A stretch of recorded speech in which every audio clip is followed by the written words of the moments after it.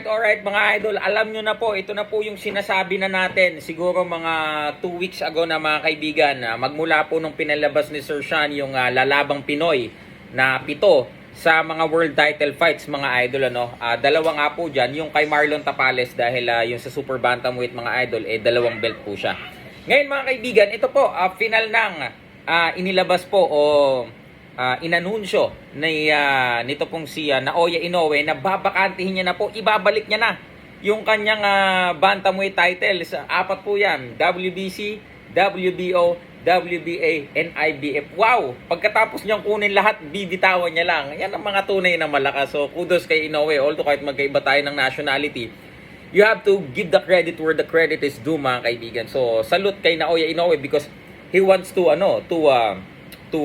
seek greatness mga idol. Hindi siya hihinto sa ganun lamang. Ngayon, itatry niyang idumina ang super bantamweight. Ngayon naman mga idol, ano ang kagandahan nito?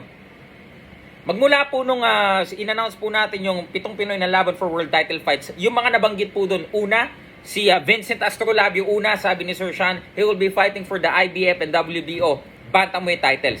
Pero syempre, mas maganda. Instead of Champ Vincent Astrolabio, of course, I know na even the camp of Vincent Astrolabio, mas maganda sa kanila, kila Coach Nonoy Neri, na mas maraming Pinoy ang mabigyan ng opportunity. Ngayon, Vincent Astrolabio will be fighting for the IBF World Bantamweight Championship. So instead of getting also the WBO, ito po ay mapupunta kay Raymart Gabalio mga kaibigan.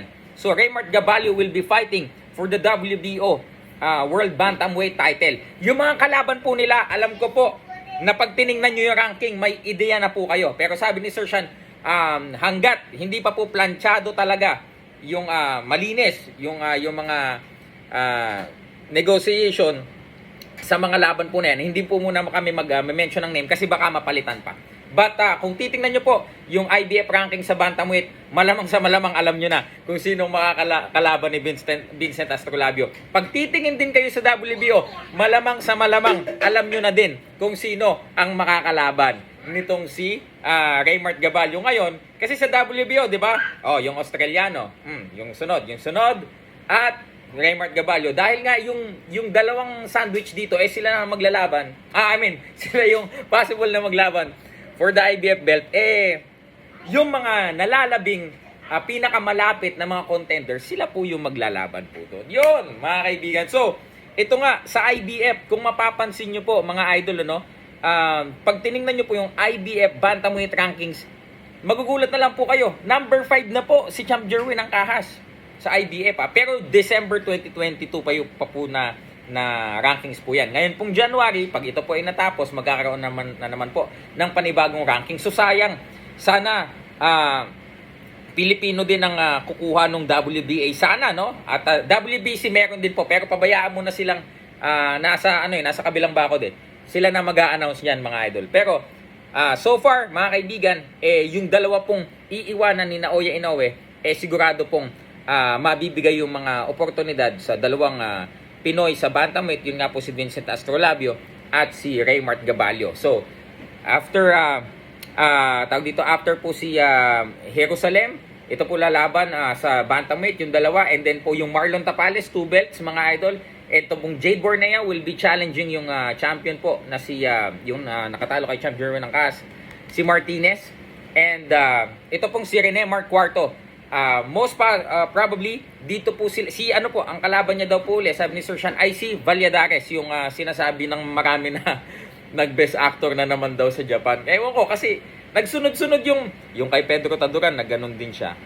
Yung kay Champ Rene Mark Cuarto, medyo nag-arte-arte din siya. Ngayon na naman sa Japan. So medyo consistent yung acting skills ni well, no offense naman kasi kapatid din natin sa promotion yung BXS RTS TRS pala, Backstars. But anyway, yung mga kaibigan, napakarami pong papalapit na mga laban, and ito malapit na mga kaibigan. Hindi ko lang alam kung pwede nang i-announce, pero napakalapit na po ng laban. Anytime soon baka pwede nang i-announce ni Champ Yumir Marshall, at ito din pong si Champ Mark Magsayo. Malapit na po ang pwede nang sa publiko kung sino magiging kalaban niya, at alam ko po na talaga pong magugulat at may excite po kayo dahil ito po ay malaking laban for Champ Mark Magnifico Magsaysay. So yun lamang po, bago natin na tapusin ang araw na ito, mga magagandang oportunidad para po sa ating mga Pilipino boksingero.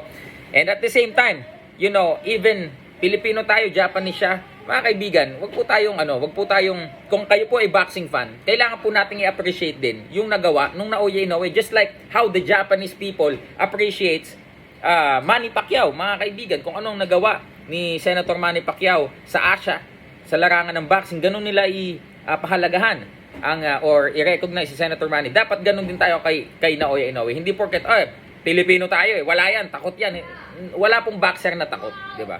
Wag po nating porket hindi nagmaterialize, porket wala na sa posisyon yung mga sinusuportahan nating boksingero para magkaroon ng karapatan para labanan siya, tatawagin siyang takot. Hindi po ganoon. It's unfair para po sa isang boksingero kagaya ni Naoya Inoue. So yun lamang mga idol, magandang gabi po sa inyo lahat. Silver Voice TV. Peace.